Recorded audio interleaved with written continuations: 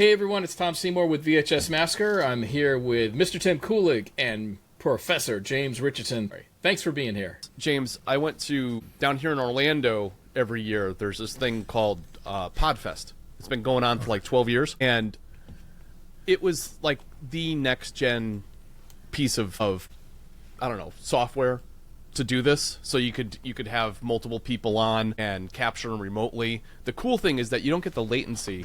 Well, you might see latency while we're recording, but that's not what's captured. So it goes straight to the software as a service, like online, and it captures all of our video streams, and then it just concatenates the whole thing together at the end.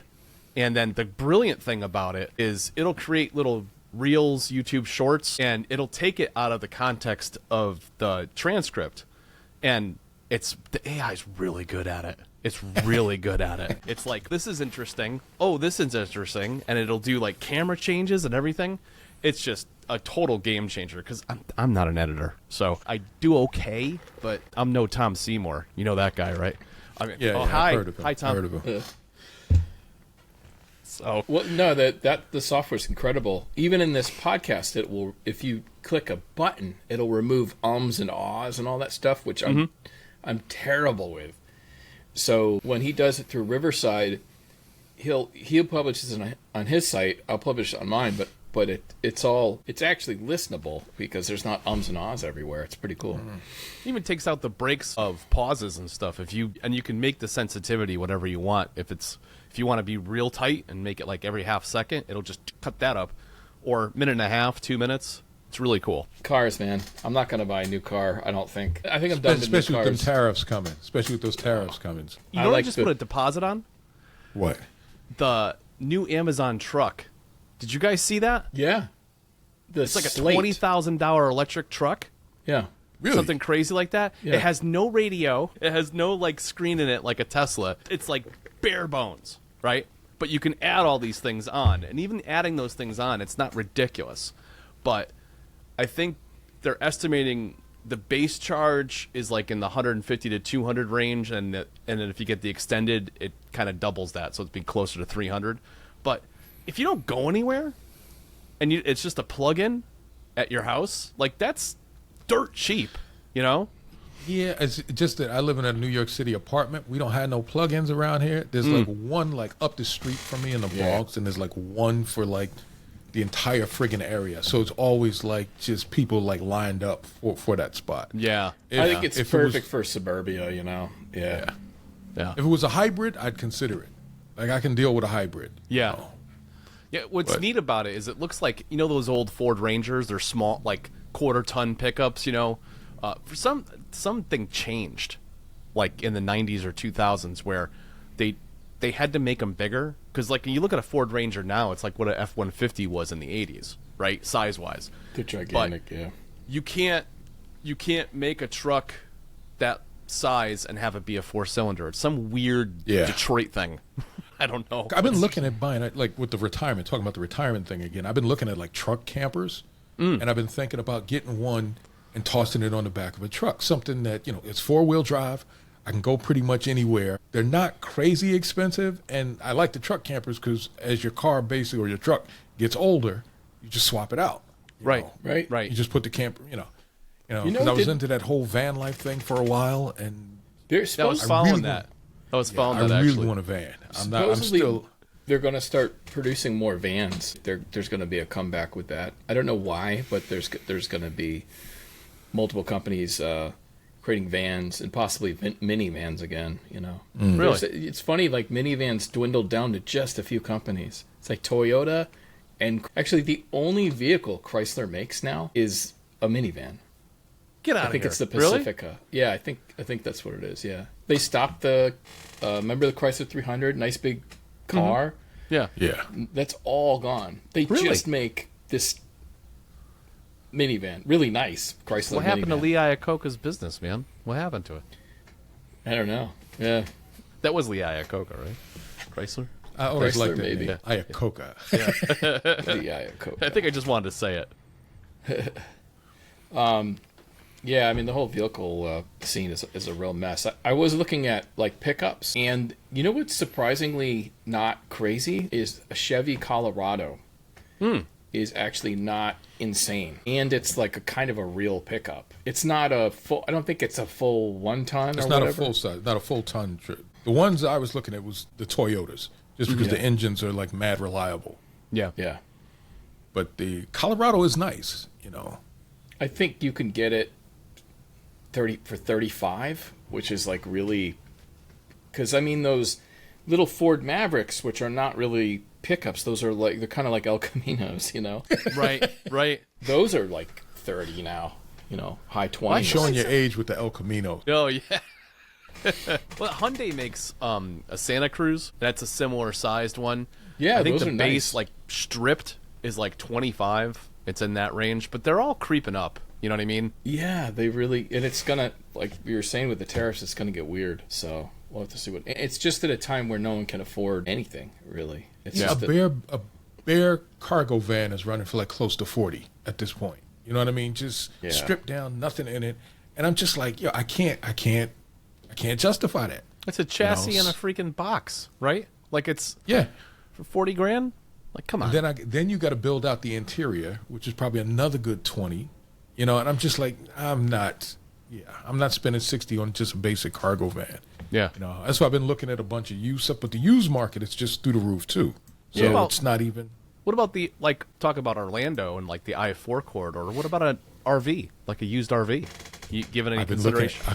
Yes, I have. Yeah. I've been looking at, there's a company called Cruise America that sells like used RVs. And I was looking at a Class C, but the smallest Class C that they have is 19 feet, which is about the same size as kind of like the Amazon trucks that you see delivering packages. Yeah. Well, I've seen Winnebago Man. So remember Winnebago Man? The Class C. Yeah. Class C motorhome. There's I flies. was thinking about getting a Class C, getting it lifted, because I'm black. Get some real cool rims and shit on it. Yeah. Get it lifted. And you can pick up one of those for like low 30s, 40s, and has a bathroom. It's full size. So I'm 6'2", so it's big enough for me to stand up in without crouching over it. That was the other thing. Right. You could also paint the thing too, so it's like more contemporary looking, right? Right. Because is it still that Winnebago color? It's like that tan. Yeah. Wood grain finish. Brown and the tan. And everything inside is wood grain. But you take the doors off, you paint the doors. Yeah. You make little modifications, which is a couple of extra grand. Yeah. Like I want to remove the black tank because I don't want like to deal with like dumping wastewater. So because that costs also. Because if we have Social Security in a few years, I might be, or if we don't, I might have to live out of it. That's the way I'm kind of looking at stuff. Pull up to your house down in Tampa. Tim, can I park in your driveway and take a shower? The cassette toilets, they seem like a good idea, but then the idea of like having wheeling around a suitcase with shit in it, and then all right, you got to explain yourself. Dumping. What the hell is a cassette toilet? Okay, cassette toilet is like it's a toilet, but it's not connected to anything. So in the base, it's got, I think, chemicals, and when you flush, it'll seal it out. So it's kind of like a really advanced litter box, right? Right. And but when you fill it up, there's a big cartridge with a handle on it and wheels. And then you wheel it to like a truck stop, a regular bathroom. toilet, a regular toilet, toilet, and then you'd lovely, dump it. Yeah, you bring it exclusively to Starbucks, and then you always a Starbucks. Oh man, that just feels heinous. I'm like, why do that when like there was something where you could install this thing on the back of a pickup truck's bed. And it's basically a toilet seat. And you just take a dump off the back side of your truck. You know? I'm sorry. Old school. I can't. How did we get into this? Holy crap. Reminds me of the medieval times. Tim and I were talking about this. Like, the toilets in medieval times, they build it off a cliff. And people just shit down a hole. Yeah. Dude, even worse. Like, they had the commode in the bedroom, this long thing going down into the moat, right? And then some lunatic would climb up that thing to like raid the place. So he's climbing up this freaking column, shit-filled column.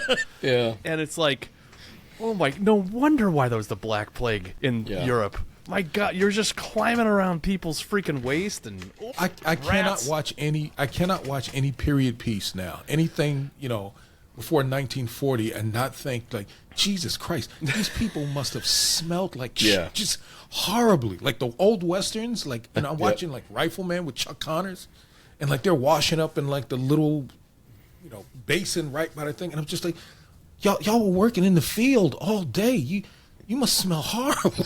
Yeah, you want to hear something crazy? So they used to, in the Wild West, they used to wipe their ass with their hands. And so there's a term when you shake someone's hand, shake the dirt off.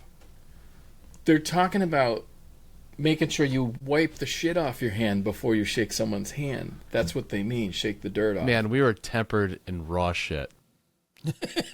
George Carlin was not wrong when he said that. That is insane. That's disgusting. And we go, I got a bug in my salad. Like, what? What? People used to shake hands with shit. Amazing. I'm so glad I'm living in these times. Me too. Yeah. Holy cow. That's crazy. That's crazy. It's pretty insane. So we're rounding a corner, Tom. You want to talk about that? Oh, okay, yeah.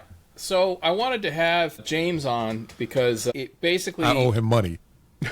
No. Basically to say, James and I have been working together for about 10 years on these documentaries. And Tim and I... on the documentaries. We've been working together a lot longer than that now. Yeah, I'm sorry. Professionally, we've been working together for over 15 years. 15? Yeah. Yeah. At CUNY. It's been that long already? Wow. Yeah. Yeah, and really probably like 11 years on the docs, But it's been a long time. And then Timmy K and I were 32 years or something, Something crazy like that, yeah. But I managed to... We have like this morning, I published the trailer to Video Dreams. And so, just want to thank you, James, for being part of it and being part of the docs all these years. And thank you to Mr. Tim Kulig for providing some producing and narration and watching 1,000 cuts. Yeah. Well, probably not that many, but, It's been fun. I mean, I didn't really do anything. You talked to me a couple of times, but I've always been very happy that you've included me in a mild piece in the success that your documentaries have garnered. So thank you. Yeah, well, thank you. And you're a fan favorite, I will say, on social media. People will often take the excerpt of you shitting on Blockbuster. Yeah, I hate Blockbuster. Fucking hate them. But in Video Dreams, we actually go into depth on why you hate Blockbuster. There's a clip of you slightly truncated. You sent me a rough cut of it. I've watched like half of it. I apologize. I haven't finished it. I didn't realize that you and Tim have known each other that long. Like, a long time. Yeah, actually, I knew Bruce first because Bruce and I were in the same grade. That's his brother. My brother's 2 years older. Yeah. Okay. Yeah, and Bruce and I met in middle school. We actually knew each other probably a little bit earlier than that through some mutual acquaintance, but like we didn't hang out. Like I wasn't old enough to take my bike all the way over there and hang out or whatever. And then he was in high school. Did he go to Plainville for a little bit and then go to St. Paul's? I forget. Yeah, I think so. Well, he certainly went to middle school. Yeah, I don't think he actually went to Plainville High, but he went to Plainville Middle School and then went over to St. Paul. Dan, I think, maybe did a year at Plainville High and then went over to St. Paul. I think it's Mitch's fault that I maintained that connection because I would hang out with Mitch and he'd bring Bruce along for some of the stuff, and it's because they lived in proximity and they went to like grade school together and everything, and they were friends from that. So, but yeah. Then I would show up at the house like that was a freshman year of college. Bruce and I were commuting to UConn in West Hartford, Connecticut, and I'd come back from going to school and there's Tom like on the roof filming some crazy shit, and I'm like, hey, you need an extra actor? Or you want somebody else to, carry a boom mic around or something like that? And just the rest is history, man. Like I was cracking up watching the rough cut because it's like looking at two babies. Like I've known you guys as like adults, and like you look at it and it's the same person, but Jesus Christ, it's like it's a different person. It's like it's weird, right? Yeah. I can't remember like 3/4 of the like. I see that and I'm like, I have no memory other than that's me. I'm sure I said those things, but I have no working memory. Like I can't go in my head and be like, oh, I remember that day. Not at all. I showed That's that's age. That's just age, you know. Yeah. I showed Mike Aransky the cut, and he was like, man, he goes, I really didn't appreciate my hair when I was young, because you see Mike's hair is like super thick, It's like, yeah, I'm like thin and no, I mean, I look at my hair, I'm like, damn, my hair is thick. I don't know, it's weird. It's like, I can't believe that was me, It's really Dude, I used to have a voice, flat too. top. Nice. Oh, really? Nice. Yeah, I had a flat top during the Kid and Play days. Yeah. Okay. My kids see nice. pictures of me when I was younger, and they just fall out laughing. That was cool, man. It's still cool. Yeah. I don't care. Flat tops are cool. Yeah. Nah, it's so it was a weird trip piecing that old footage together. But yeah, I think it's gonna I didn't actually know what I was doing when I started, but it's gonna be weird because it's basically 30 years truncated into 85 minutes, And the other hard thing was then truncating that 85-minute feature into a 1.5-minute trailer. Yeah. That was rough. And so I just premiered the trailer. Actually, the trailer I premiered is slightly different than the one I showed you, James. It's even shorter. So Okay. you're still You should in see it. if you can Don't share worry. it on here, Tom. I wonder if we can caption on here where, like, at the bottom of the screen, there's a share button. I wonder if you can actually play it and it will capture everything. I don't see why it wouldn't, because I may have to give you permission, but that'd be cool because then if in your editing process you can add it into the thing and picture premiere it. You know what I mean? Yeah. And we could have reactions. You can get reactions from us. Just an aside. I love how the load screen for Splatterhouse is just flashing behind you. Oh yeah. I deliberately put that on. I'm like, what's something cool? Give me something hardcore. Oh, that's awesome. Let's see. Let's try this. All right. Is that sharing or no? I didn't see it. No, I didn't see it. I didn't see nothing. At the bottom of the screen, underneath my face, Yeah, there's a bunch. It's a Chrome thing. I gotta see. Chrome is being weird. No, Google Chrome. Okay, I got it. Give me a second. Allow. I should See, be you able got to. Street Fighter in the background, too. Yep. Is that working now? No, It's in that. It's gonna make me quit and redo Chrome. It'll probably boot me. I can do it. Nah. Can you do it on your end? Oh, let's see. Is it on your YouTube channel? Yeah. All right, let me see if I can find it. I think it would do it. If I reboot it, it'll kick me out, so I don't want to do that. If I write, what's your YouTube channel again? New York City? VHS Master. Oh, VHS Massacre Trailer. Gonna pause. Oh, okay. You're gonna pause. And let's see if I can share. Gonna make me sign up for Riverside. All right. This It's is slick, man. It's showing it to both of you, right? Yeah. Yep. Looks great. Okay. Thanks, Tim. Let's see if it can, if it'll pull up the audio and everything too. You hear it? Yep. Okay. Yeah. Nice. We did it. Replan it. Sweet. Here, I'll stop sharing. Yeah. So that Boom. was. Nice. I think I started in December of 2023. So it's like a year and a half. Wow. You know. Yeah. It don't seem that long. Yeah. While we were doing the festival circuit with American Expendables, we started pulling together some ideas. Yeah. I bought a VCR, started capturing some old stuff. I was trying to pull from high 8 tapes, but every one of my high 8 tapes, excuse me, every one of my high 8 tapes is blank now. It's all. That's what I didn't realize. The smaller tapes, like the physically smaller magnetic tapes, they'll demagnetize easier. Really? So it's like, yeah. So if you have, they're more fragile. So I got a ton of those. Yeah, I got I mean- like a box of them with old stuff from High 8, Mini DV. I hope Mini DV is different, but I got a bunch of High Probably. 8 stuff. yeah, Is that those mini discs? Yeah, Yeah, not yeah. the mini disc. The like the smaller digital tape? little cartridge-sized tapes. Oh, They're okay. real tiny. Yeah, it might be okay. The other thing too is, bizarrely enough, not every high 8 camcorder like a Sony Hi8 camcorder may not do a good job of playing back like a Panasonic Hi8 tape. Oh, they had like a unique encoding or something? It's not that, I don't think they meant it to be unique, but it just like, I've read somewhere dealing with old tapes, like it's actually better to try to find the actual camcorder you recorded on for some reason. You know, who knows? I bought a JVC to transfer some of my old Hi8 stuff, because I got some stuff from when the kids were like, you know, infants that I didn't want to lose. And then I realized like all my old Hi8 VCRs and tapes and stuff like that were gone. So I bought one off of Amazon. I think I paid like almost $300, which was outrageous for you know, stuff that is that old. But it was cool. It played back the stuff. I transferred it to, digitized it fully. So I still kept that stuff. I got some old stuff with my father, my father's been dead probably like what, 40, 50, almost 50 years. Wow.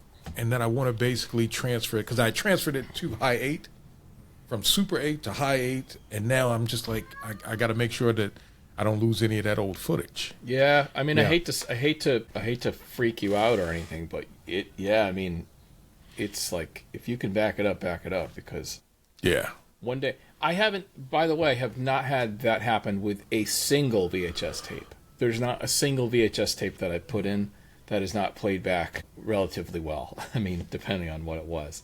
Yeah. But the smaller formats apparently are more delicate. So Yeah, that's nuts to think about. I mean, I knew there was a whole series of movies that they scrambled to digitize because, like the Star Wars, the original Star Wars they were gonna lose all that footage because of whatever there was some kind of weirdness with that tape. The film stock. Yeah. It was actual film reels. And at that time, I think in the 70s when they shot it, it was a newer type of film. They were segueing out of the old film. Before that, what was that called? The Technicolor was the highly flammable one. Anyway, you had another film type, the newer film type in the 70s, but it degraded. The actual film was degrading faster. So they had to rush and go back and make, copy negatives or back stuff Imagine up. opening that thing up and just disintegrates. You're like, gee, that's the master. Yeah. Like, oh God, like we lost it, you know? Well, you know that company called Vinegar Syndrome? It's Vinegar Syndrome is like one way that term is used is if you open up a film canister, if it smells like vinegar, it's a sign that the film is aging, and it's critical to transfer it, either digitize it or Wow. try to duplicate I think it. the whole second season of Doctor Who from like the 60s, the second Doctor, I think they lost a lot of that footage for that very same reason. Wow. Like they weren't able to transfer it over. So, you got a large part of like history from a British sci-fi perspective that's kind of like just gone now. Well, and they couldn't get it back. Would they have converted that to beta, like to actually play it on TV? I think they basically said they lost it. Oh man. Because they wound up doing an animated version of one of the episodes. Somehow they still had the audio, but they didn't have the video anymore. So they did like a cartoon of it to kind of recreate it. Yeah.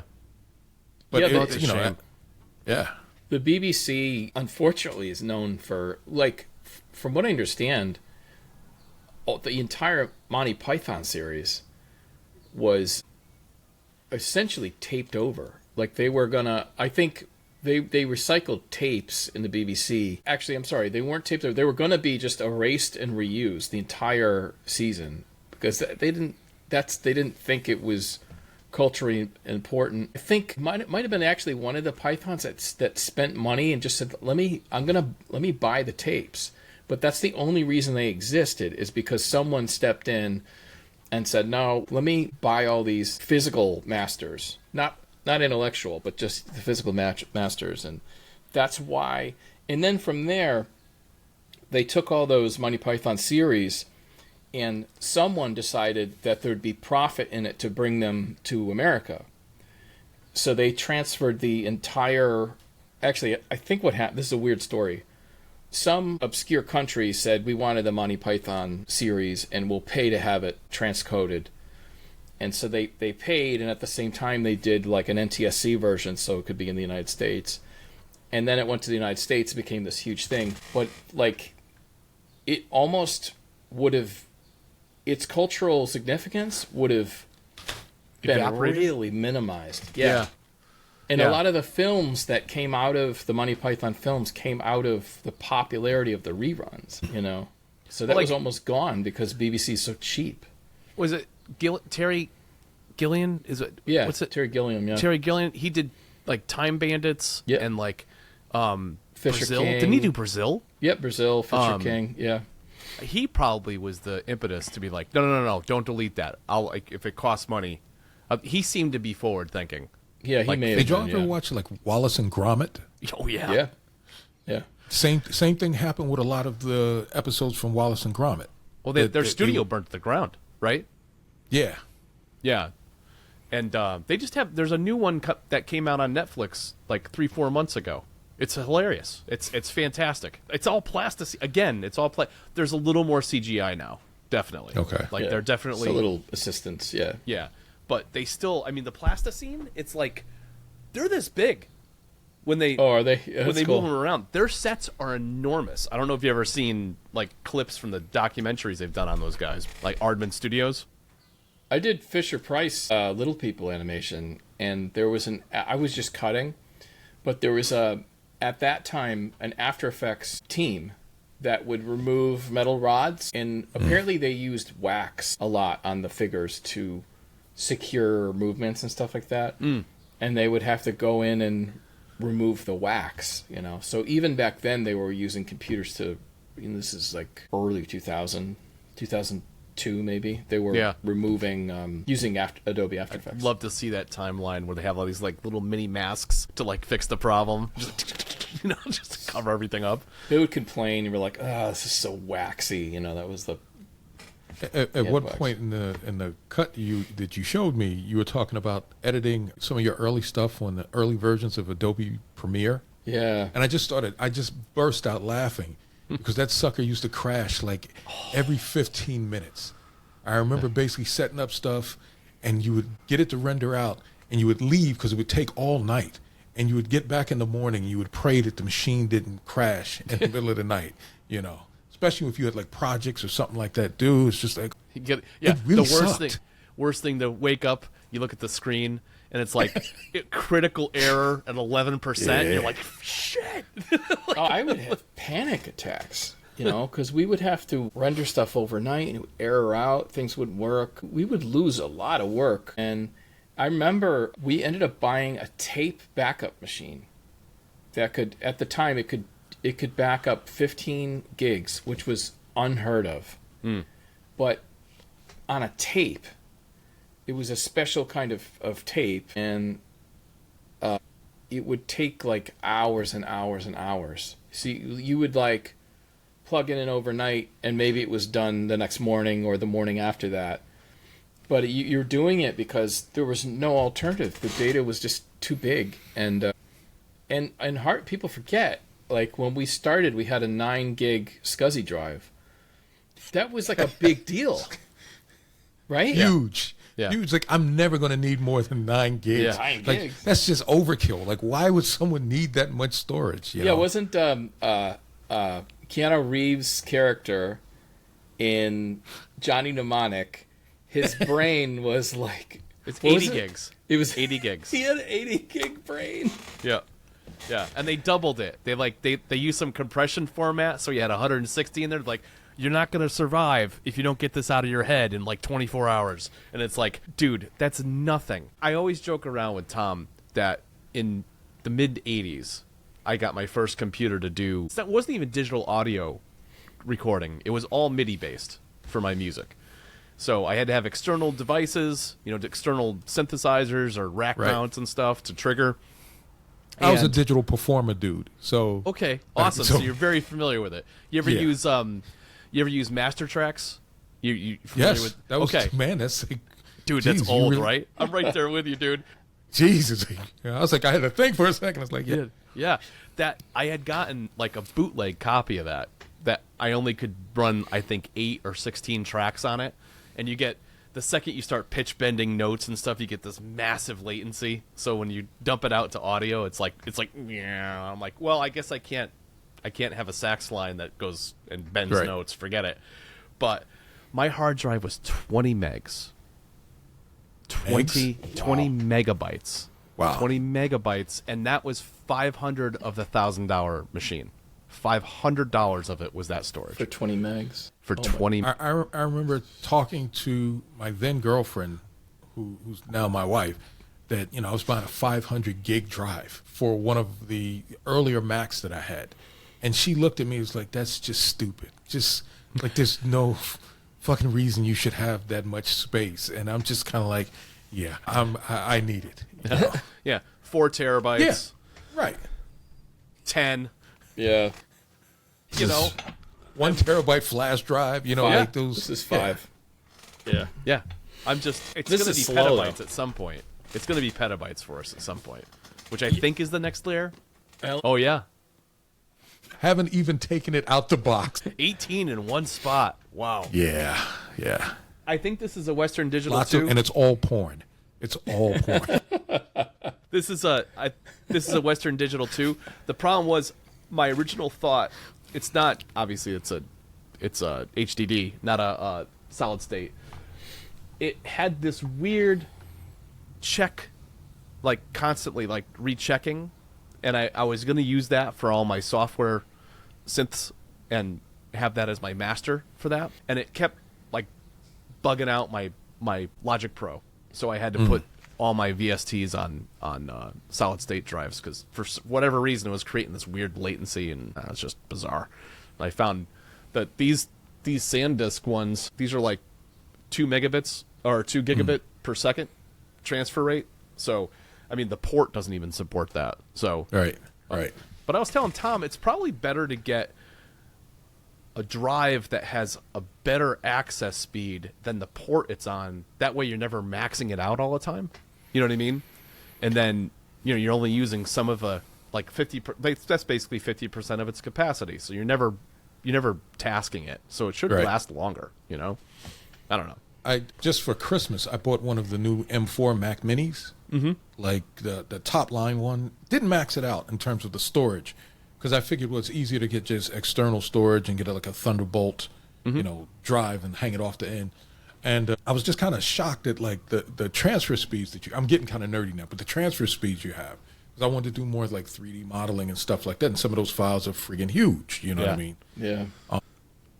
Still haven't taken it out the box.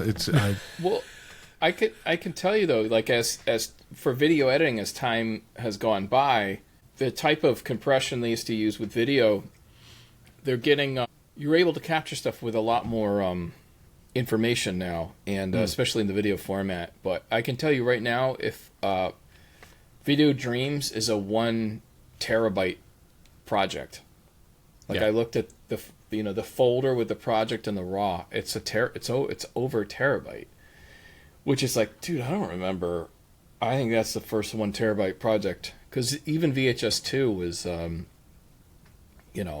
maybe 3/4. Was it 4K, 8K? What do you shoot it? Well, in Video Dreams, it's a 4K timeline, and the master. I kicked out one master. I have to kick out a final master when the credits come in, when I get the end roll credits. Paul Polino's doing my end credits, and he did the intro graphic as well. That will... Tell Paul I said what's up. I haven't seen him in a while. Oh, yeah, I will. He'll love that. It's a 200 gig ProRes master. When I kick that, it's a 200 gig file. Damn. God damn, I don't know why. I got to look into that. It was a 4K Apple ProRes HQ, and the HQ, I think, is what really does it. Because I think when I did American Expendables was only 61 minutes.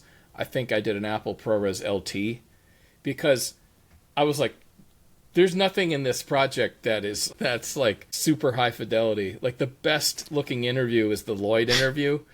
And that's the most recent, right? That's the one that you did a couple years ago. Yeah, and that you had a couple of them that were just really like some of the old footage when you guys were kids. It was like, I was like, what is it, 320 by like it was so small, right? Yeah.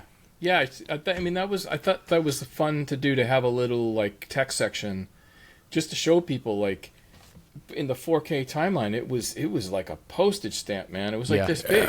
I bet. You know? Yeah, there's no information there.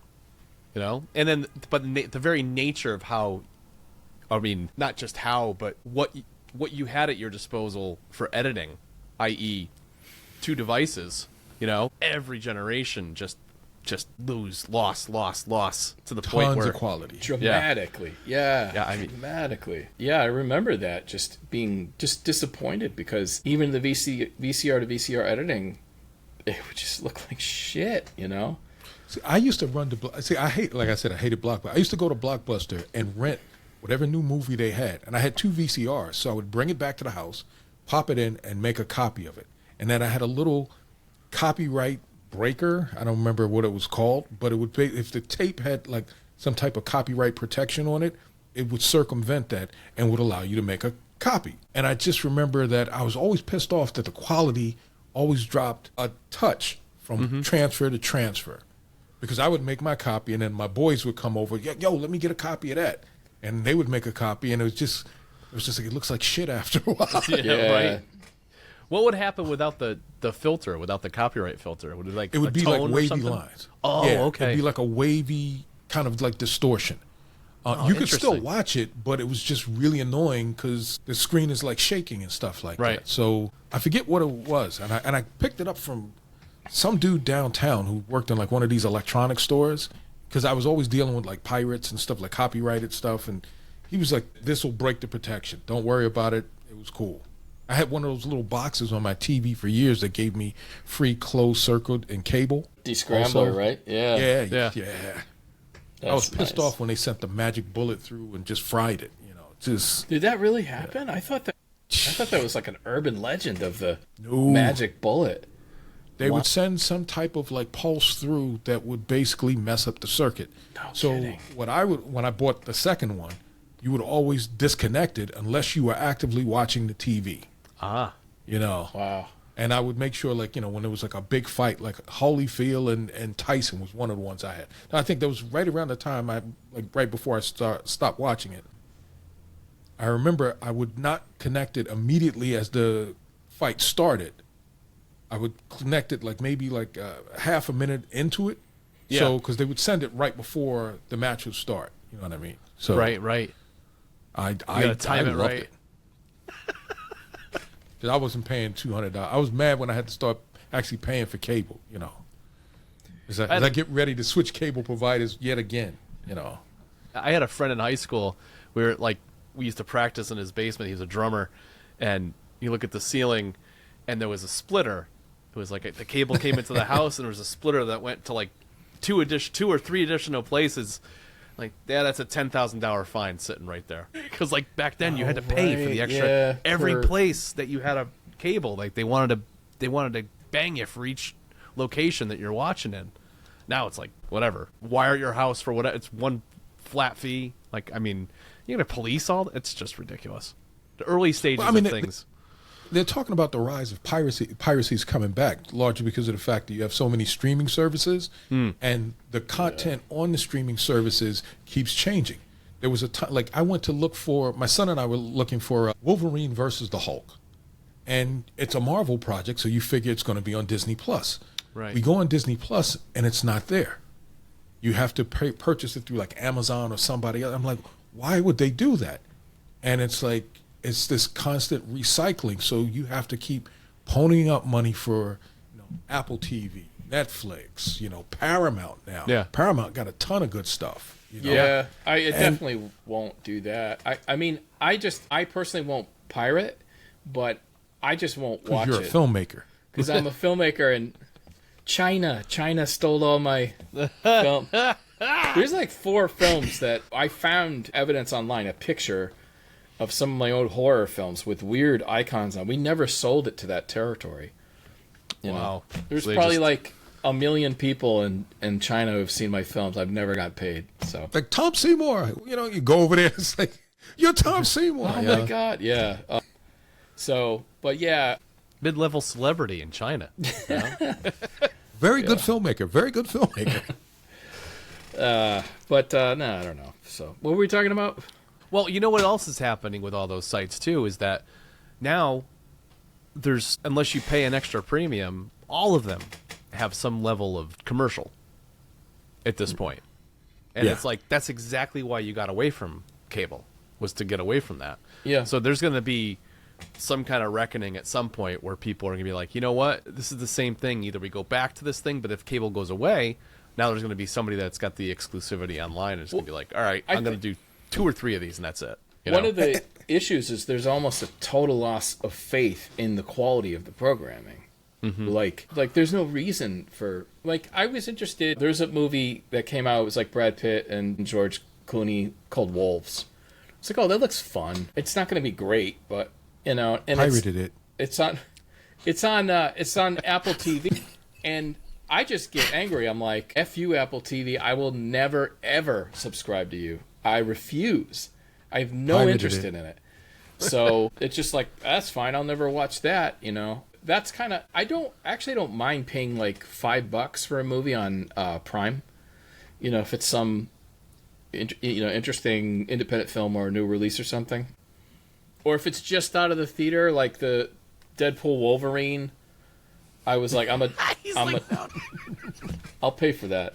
It hurts. It hurts my soul when I do that. See, the thing also, it pisses me off. Like when you buy a program, a season, an episode on one of these platforms, you don't own it in perpetuity. Nah. If they remove it from their catalog, this is a product that you've purchased, no longer is yours. So I'm still, I'm one of the only people I know who still buys DVDs. Yeah. Or Tom used to, throw shade at me because he's like, DVDs, everything should be Blu-ray at this point. No, he's such a snob. He's such a snob. He's such a. But I have to have the physical media. I'll definitely buy DVD if, like, I just bought. No, you won't. I bought To Live and Die in L.A. because I pulled out a DVD. Tom looked at me like I took a crap on the table. Oh, that's an old movie. Like, what is wrong with you? Just DVD. Peasant. Laserdisc. No, I said thank you, and then I made that face after. No, this is regular DVD just because the Blu-ray was absurd. It was like $30 or $40. Oh, that's crazy. Yeah. And I think this was used for like $8 or something. Yeah. And I plug it in my PS4. It looks gorgeous.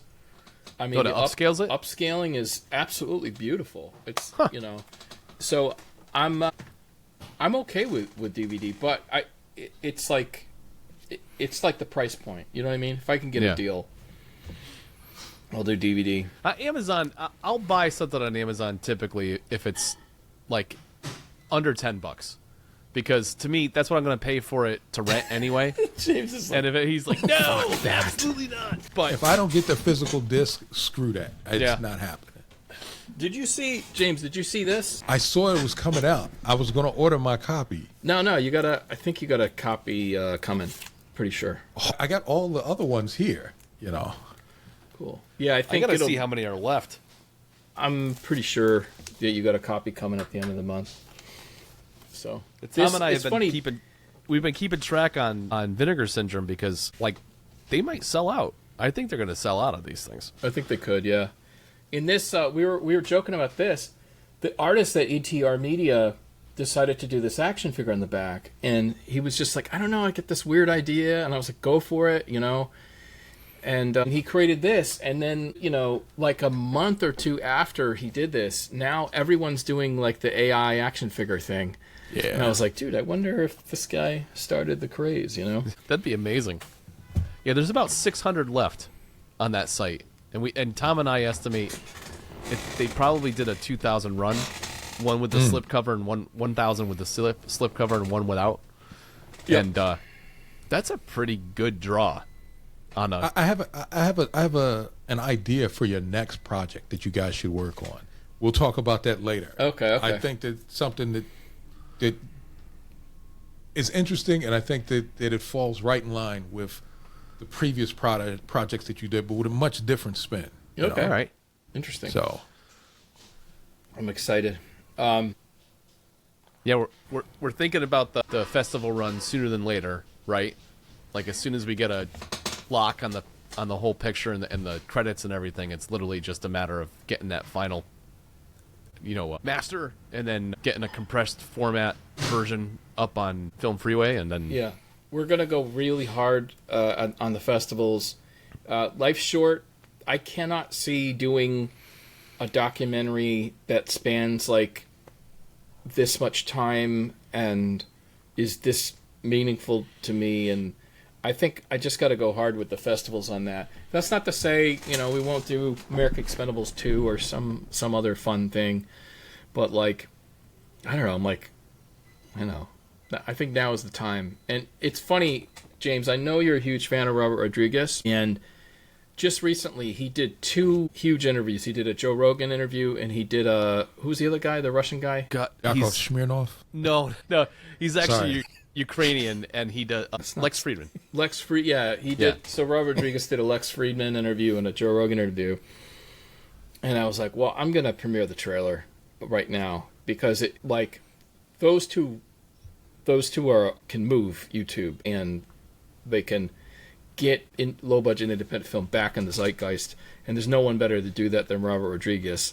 And I was like, well, I'm releasing it right now. As I was watching parts of the one you're working on now, it kind of brought to mind watching reading the book Rebel Without a Crew. That was Rodriguez's book, talking about his whole process of filmmaking and how he went from and I thought there was definite similarities in terms of showing your development as a filmmaker, showing what inspired you, coming from suburbs of Connecticut, some goofy kids just basically trying to put together something that was entertaining, and how it's basically spanned your entire life. And as you've, progressed and gotten much stronger over the years, I think it's kind of inspirational. And especially considering that it wasn't an easy pathway, No. And the challenges the challenges that you have with the older technology. It's much easier nowadays for filmmakers to put something together because it's all digital. You basically shoot something and you get an immediate response on how it looks. Like shooting on film, having to hope that you exposed it right, then you developed it correctly. The whole issue with actors and people, it was an interesting process for people considering this this is a profession or something that they may want to do in the future. Well, Tom and I have talked about how Everything Moves Alone, which was shot on 16 millimeter, was a master class in crossing your fingers. And literally it was literally a master class in that. It was like, oh my God, I hope this comes back okay. Because that's all we have and we can't go back. Yeah. And some of it didn't come out. The lab at the time, I think it was the Boston Film Foundation. It was a nonprofit, and students would, I think, intern there. And I think we dropped off 16 reels of film, 400-foot reels of film. And how many minutes a piece was that? 12 minutes a piece. And so we got back the first, and we didn't have a tape. We said, just dump it on. Do you have high 8? It was like, yeah. The guy's like, yeah, I think I have a high 8. Yeah, we have a high 8 deck. Can you dump it on there? Probably back then they would have dumped it on something a little nicer, Beta SP or something like that. Maybe even Digibeta. I don't know if that was out yet. But so we got it back, and there was entire reels that are dark. Definitely our fault. We had a used light meter. My dad taught me how to use it, but it was a still photography light meter. So you have to, the shutter, put it at 1/50th, put the film speed. So we were just like, can you just make reels 2 and 6 and 7? Can you lighten those up? Which is not usually there's different ways of developing. The 1 light development, 3 light development. It means you put notes on that. A 3 light would be, you could break down every shot and they would lighten up shots. We didn't have money for any of that shit. So we just kind of begged them yeah, can you just lighten these? That was the vague, and the guy's like, yeah, all right. But that's the only reason we had a usable film, is the guy kind of took pity on us. I mean, it was a large part of the budget to have it developed and transferred, close to half. It was about $1,000 film. good $3 or $4 was just the developing and dumping the tape. And then the other half was film stock, which $3 or $4 just on film stock. And what then a different world. Just crossing your fingers that, My God. Yeah. It's like playing the stock market. That's that's what it sounds like. It's just you're just throwing, just gambling, throwing the dice on the table and hoping things turn out right. And we lost. That one didn't go anywhere. Oh yeah, after the New York thing, right? Like the that's the thing is like it was the biggest I don't know how realistic it was when we saw independent filmmakers. They were all young. So in the 90s, that Gen X, Tarantino, Robert Rodriguez, Kevin Smith, they were young.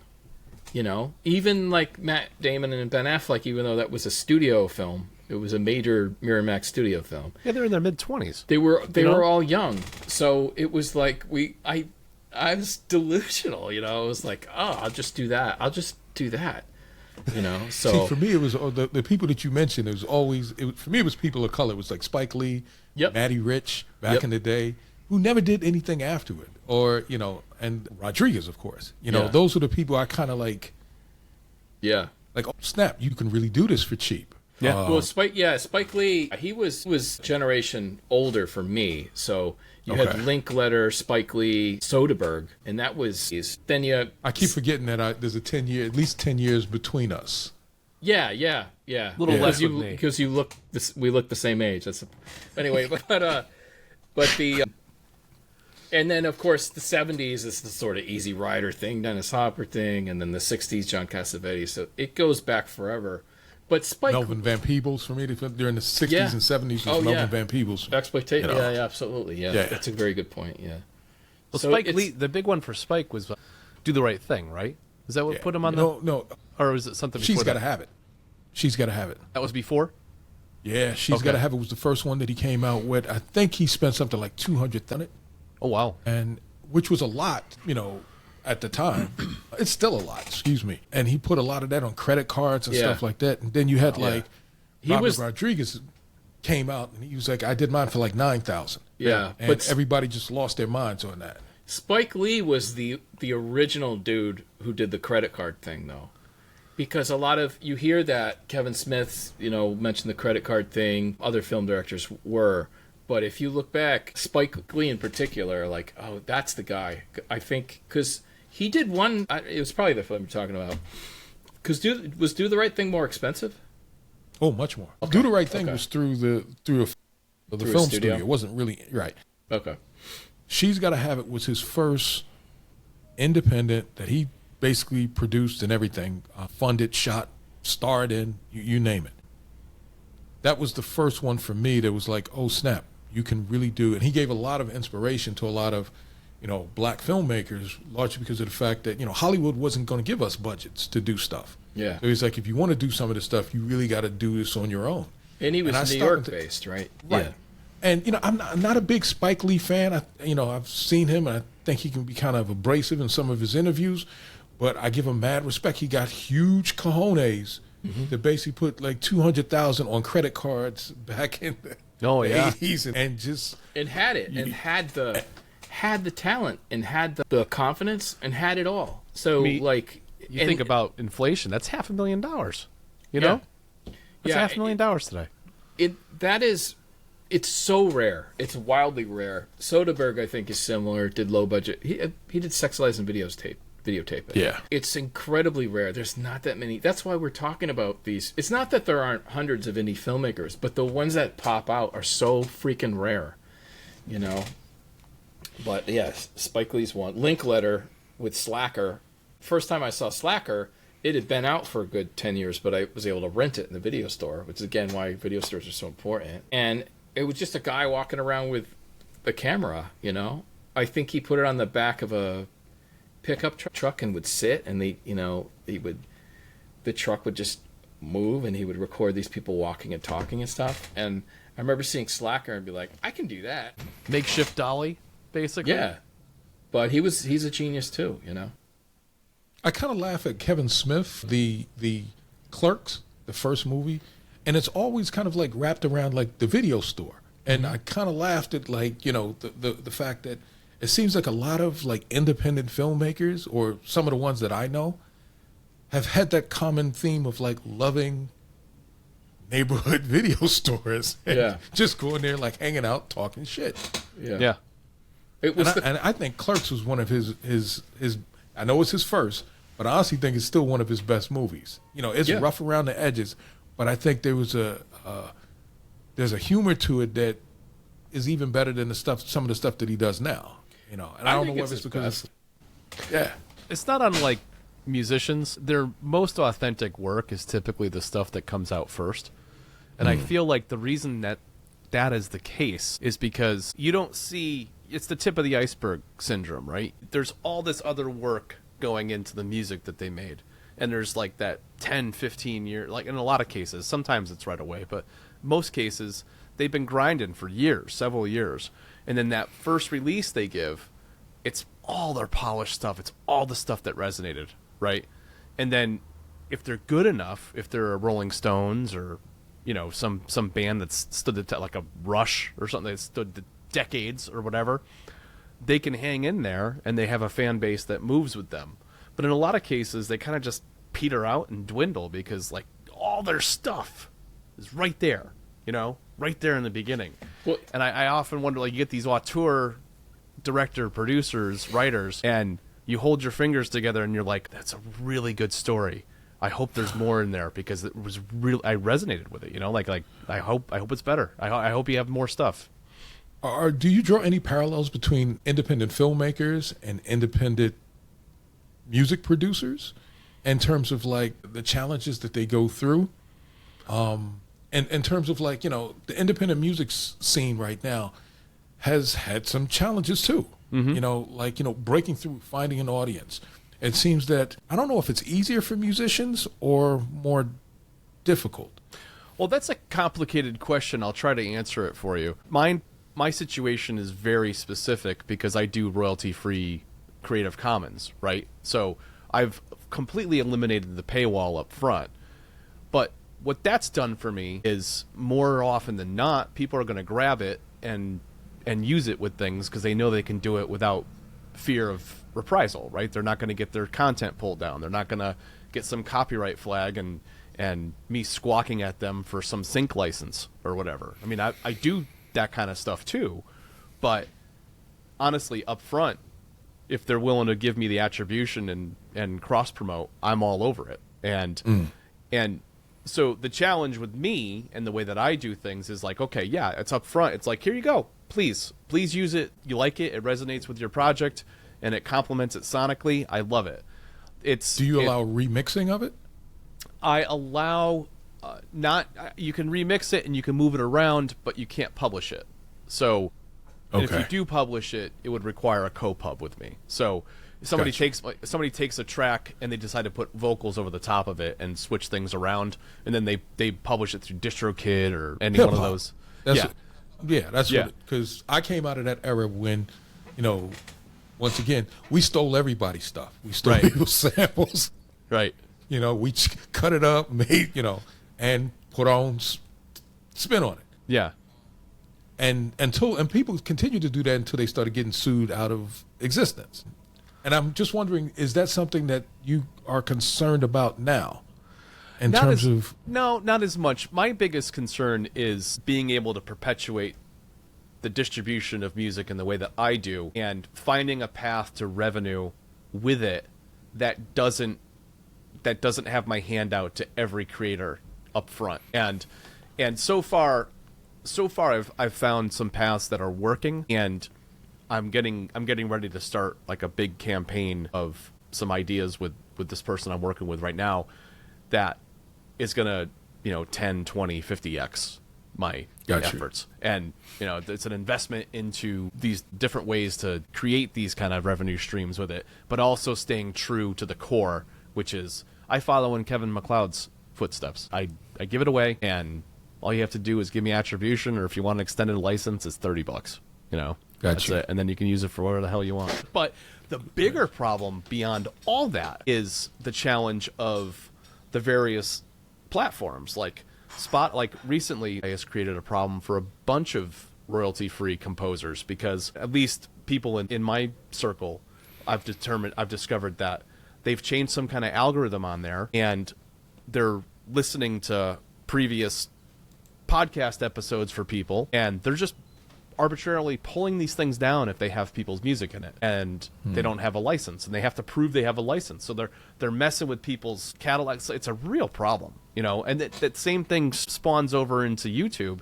YouTube just kind of takes at face value registration submissions without a lot of vetting in the process. So somebody could literally just start registering things on there, and then suddenly they're grabbing revenue from right. They're an artist. saying, I take your song and I take a Tim Kulik song and I say, it's a Tom Seymour song, and I register it, and YouTube's like, okay.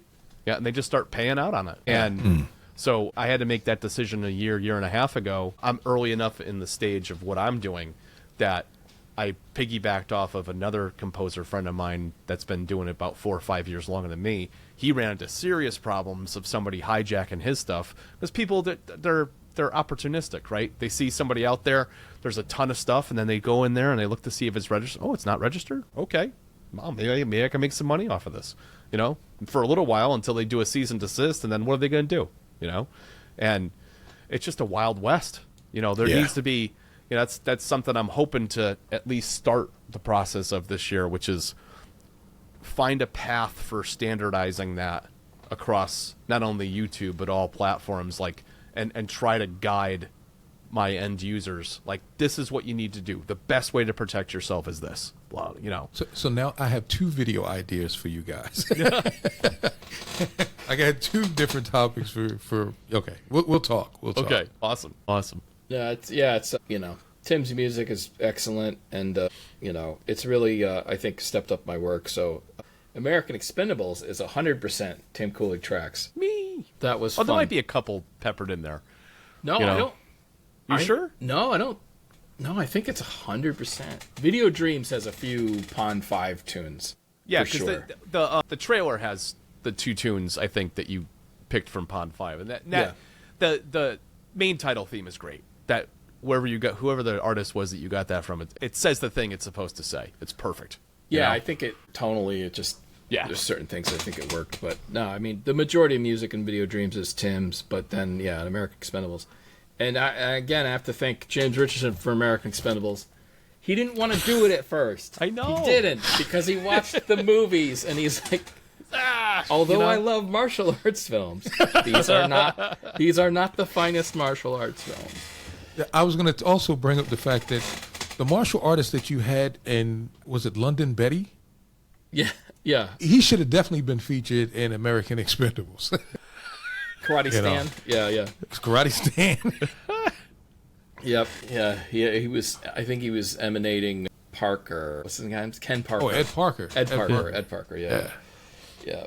No, but American Expendables is great. You pop in, you set up. I don't know if you realize what you did, but it was like, it's super important to the doc, because at a certain point we show Lloyd Kaufman. That's our best looking interview, so we show Lloyd. James does it from his podcast setup, so it looks right good. Now. But it looks good, but it's a little podcasty. But we had the 4K Blackmagic Lloyd interview in the front. Paul makes sexy credits, looks kind of legit. But then James comes in, and you bring in introduction of martial arts in the United States. So you bring in Bruce Lee, and then within a few sentences you link it to these other films that are just saying that he opened the corridor, other people to step in his place, you know. And it was like, perfect. And then That's the a movie, great tether. It made sense. It made the movie make sense. I recorded that at like 2 a.m. because I remember I had promised Tom I was going to send him something. And I got up. I was like, fuck, I got to do this. I don't want to do this. Those are shit movies. It's just like, he's going to be pissed off if I don't, I promise. So, man up and, So that's why I look kind of half drunk and like unshaven. And the thing was like, it was late night. It was like, I'm glad it worked out. You cut it up very well, because I sputtered and stammered through most of the takes that I sent you. That's great. He's a good filmmaker. He really is, Tim. He's a good filmmaker. Yeah, agreed. But now it worked, and I'm amazed. Ask him to show you the raw cut of what I sent him. It was shit.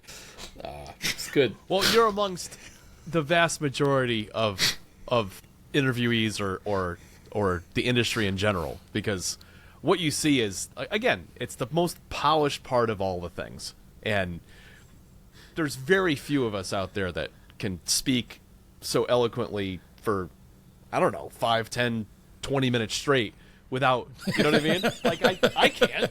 I certainly can't. That's because I'm a college professor and I'm just used to pontificating for hours talking about absolutely nothing. That's what well, that's the thing, is just get you to speak to what you like, and then it's all this amazing stuff comes out, you know. Yeah. Well, that's the easy, that makes it easy. When you know what you're talking about and there's something that you like, there is no hesitation. You're not searching for words, because you have this giant library in your brain that says, oh yeah, you want to talk about X, you want to talk about cars. Right, there you go. You want to talk about RV life. Well, I don't think you're going to be short on any kind of narrative. And that's the whole thing with like documentaries and finding good interview subjects, is getting people to talk about stuff that, number one, that they, like you said, that they really enjoy and like, and that they're knowledgeable about. You know, it's a subtle pivot to, because if I was just going to interview, I'm going to interview James about Tiger Claws 1 through 3 and TC 2000. Okay, that's a tough interview because you don't even like him that much. That's right. But if I just pivot a little bit, like, let's talk about the impact of direct-to-video martial arts films, how they are introduced in the United States, and their effect on you and your martial arts career and all. Then all of a sudden, it's like we got all this great stuff. But it's one little step, but it's weird. You don't always, that stuff doesn't always pop into your brain, you know. So you get lucky when you see it. When you gave me the movies to basically watch, you said watch them before you know. So I sat down and I watched them. And the only reason I kind of powered through them was because I had a thing for Cynthia Rothrock when I was, you know, just it's great. Cynthia's hot. And, you know, the little pixie cut, the blonde pixie cut. She did it for me. Anyway, that was the best part of like watching the films. Because the acting was different. Mm-hmm. Yeah. The martial arts, even the martial arts was, you know, was decent. Yeah, they're but okay. Not the most spectacular in terms of the way it was filmed. But, you know, it was fun after it was done, because you can kind of compare that to some of the stuff that they're doing now. Mm-hmm. When you start looking at like some of the Hong Kong stuff, like I was big into like John Woo and like all of the, you know, I can't forget Yu Ping and those dudes who basically did a lot of like the wire work and stuff. Yeah. Amazing choreography, amazing, you know. Yeah, stuff with Jet Li, right? Fist of Legend, and what was the one he did? Mask? The Mask. Yeah. Yeah. I've been a huge fan of Jackie Chan, simply based on the fact that he does a lot of environmental stuff when he's fighting, which seems like just to give it authenticity in my mind's eye of how you would react in a fight. Not everything's going to be clean and pretty and nice. You grab whatever you can around you and try to defend yourself, right? I just love the fact that he did all his own stunts.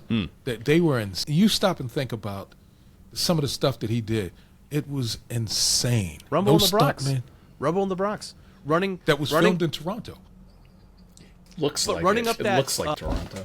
Running up that Vancouver. Oh, Vancouver. Okay. The parking garage. Canada. One take. Running up that parking garage and jumping across.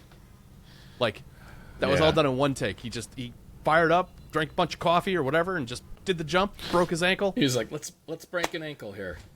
Let's break my ankle. And last weekend we were in Vancouver. My wife and I went to Vancouver because she was running in some marathon. Anyway, and I remember as we're walking through this park in Vancouver, I'm just laughing, and I told her the story about how Rumble in the Bronx, Jackie Chan came up, was filmed in Vancouver. And how brothers from the Bronx were pissed off as hell because they were like, this ain't the Bronx. Nah. This looks nothing like the Bronx. There's I'm like looking for some land, you know, some Anything. You think they would have done landmark B-roll or something, Nothing. right? Nothing. That was just I mean, it was on the tail end of the thing, using the Bronx, but there was a time where Bronx was synonymous with, like, post-apocalyptic, you know? Because it was there were the fires, and it was, I mean, the Bronx really, it was like, you might as well have been saying, like, Mad Max, you know? And, you know, as someone who's bought a condo in the Bronx about 10 years ago, remember telling this to people, and they were like, "Jesus Christ, why are you moving to the Bronx?" And I was just like, "Fuck you! You live in, you live in Bed-Stuy, Brooklyn. Brownsville. People was getting murdered left and right in the '80s. Nobody went there. Don't give me no shit about the Bronx, man. Screw that. No, Bronx I still rep the Bronx, beautiful. man. Fuck yeah. it. Now I'm pissed. No, Bronx is awesome, man. There's some really nice areas there. It's like anything. Well, dude, I mean, you go up near the was it the Cloisters? It's like that's on world. that's we're next to Van Cortlandt Park. Oh, okay. Yeah. So we're right off the Williamsbridge Oval, which is like, it was perfect during the pandemic, because when everyone was locked down, it was like, I can't go anywhere, it's too crowded. We had this big park right out in front of the house that we were just kind of like walking, and there was nobody there. So, perfect. Yeah. I was kind of, it's horrible to say, I was kind of living my best life during COVID. No people around. It was just me, my wife, and it was just have parks didn't have to to yourself. go into work. It was just fucking great, People talk about like I Am Legend and apocalyptic movies like that where like humanity is gone, and I'm just like, oh man, it just looks so peaceful. No traffic? Really? Yeah, no traffic. Zombies are slow as shit, Damn, just man. walk around. Just move to Vermont. There's no one up. There's no one I up have there. issues. I have issues. Man, but no, I don't. I think that's all I got. You guys got anything else? No, I'm good. Yeah, I think we covered a lot of bases. Yeah. I'm gonna go watch Doctor Who. Nice. In a minute. Well, we should do this again. We could either do it movie style, pick out a few movies, or whatever. We could just BS, but no tiger claws. No more tiger claws. Yeah. Well, Tom and I will tell you one of the things we have on the docket when we stop recording, because yeah. Could be good. Okay. It could we'll be keep good. it under wraps until it's a Gotcha, real gotcha. thing. But thanks everybody for stopping in, and we'll see you next time. Stop.